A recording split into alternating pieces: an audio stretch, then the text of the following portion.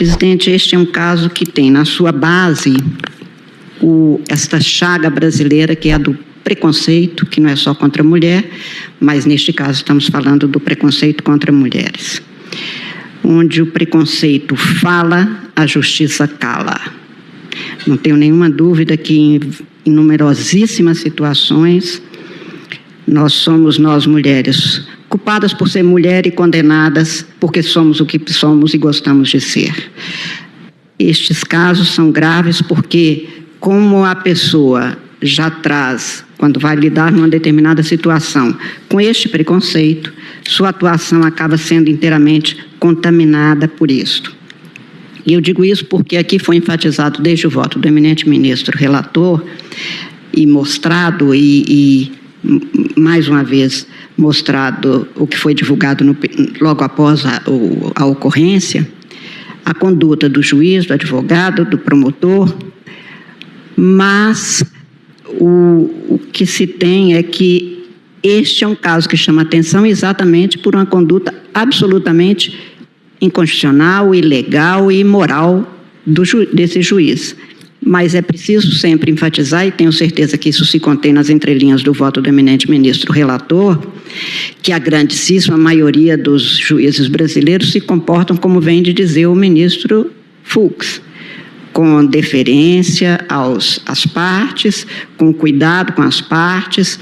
Nós temos juízas e juízes no Brasil que são o contrário do que se viu aqui, é por isso que este caso está sendo julgado. Agora, imagina numa situação em que a vítima, neste caso, já está numa condição de fragilidade que tem essa atuação tão gravosa contra ela.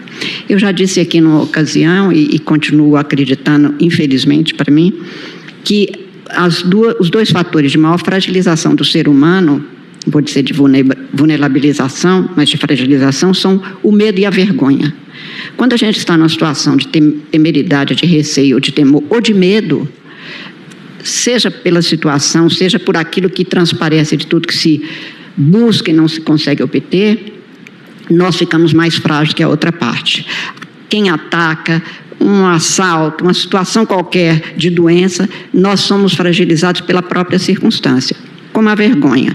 E no caso de qualquer tipo de atuação ou de comportamento de importunação sexual ou de crimes contra a dignidade sexual, a condição da mulher, embora muito diferente de quando eu fui jovem, em que a gente tinha vergonha de contar, medo de contar para o namorado, para o parceiro dentro de casa que alguém teria investido contra a gente, porque a ideia de alguém da minha geração ou dos nossos pais era perguntar: e o que você fez? A saia estava mais curta?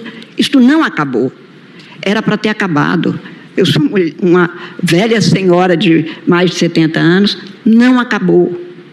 Continua sendo assim, com suas filhas, com suas irmãs, com suas noras, com as mulheres em geral, que nos deixam em condição de, quando se falou aqui na tribuna, e também o ministro relator, o ministro Alexandre, realçou, o número de mulheres que sofrendo estupro não denunciam é porque a gente tem vergonha.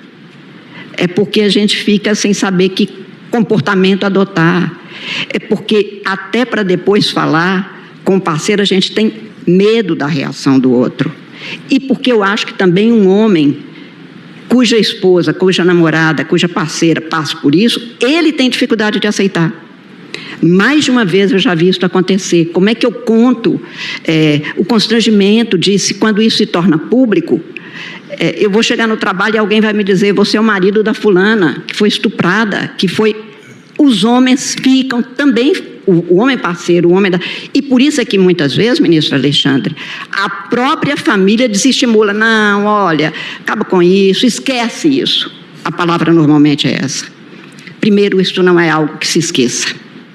Segundo, que ainda que se tenha casos, como nós já vimos, e não são raros, eu pago o psiquiatra, eu pago o terapeuta para vocês cuidar. Não é assim que se resolve. Vossa Excelência tem toda a razão, ministro Flávio.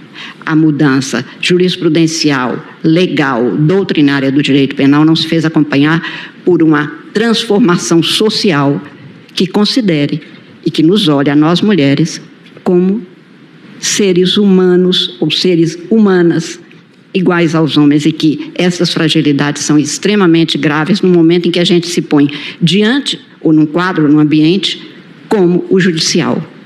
Por isso, se a nossa obrigação legalmente é de saber lidar e tratar, e não é que eu tenha alguma ilusão nessa altura do campeonato que o juiz não vai ter preconceito, vai, porque a maioria dos homens brasileiros tem preconceito.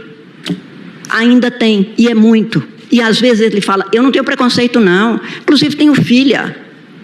E desenvolve um enredo para mim, porque eu não estou conseguindo entender. Ele nem sabe que tem preconceito, ele não sabe o que é preconceito, porque quem passa por isso é que é capaz de saber. A história de eu sei o que você está sentindo, não sabe.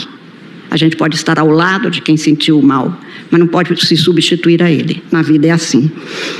Por tudo isso, o comportamento do Estado ser autor do preconceito e da conduta ilícita em razão de todos esses preconceitos voltados, eu acho, ministro Alexandre, objetiva e dolosamente para a fragilização naquele momento. Que não foi um descontrole eventual, não foi uma palavra, foi a reiterada prática de descrédito, de desvalor, que continuava e repetia, e pare de chorar. Até porque homem não chora. Quem chora são as mulherzinhas, o mimimi dessas mulheres. É assim que é ainda hoje.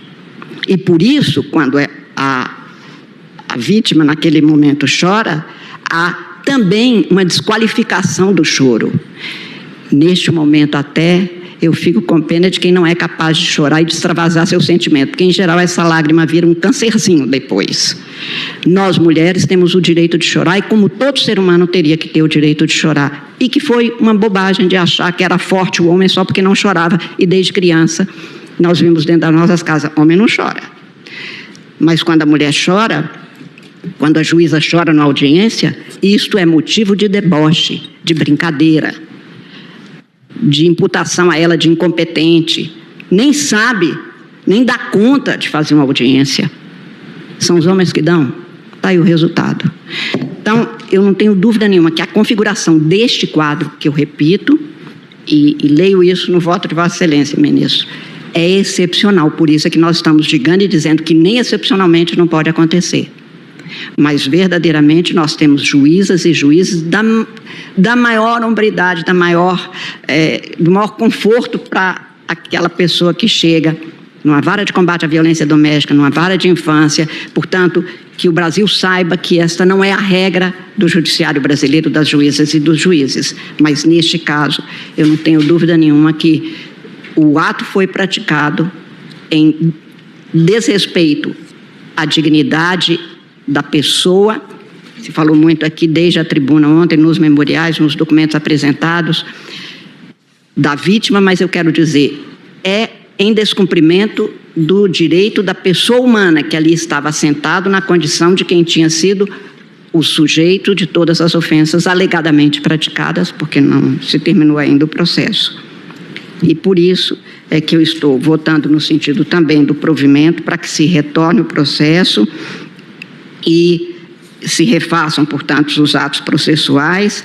Está posto, como o ministro Alexandre leu aqui, mais de uma vez, que estava se descaracterizando, porque a vítima não tinha conseguido comprovar, porque não tinha sido clara, porque não tinha conseguido, portanto, com as suas declarações, deixar devidamente corroborada a ofensa.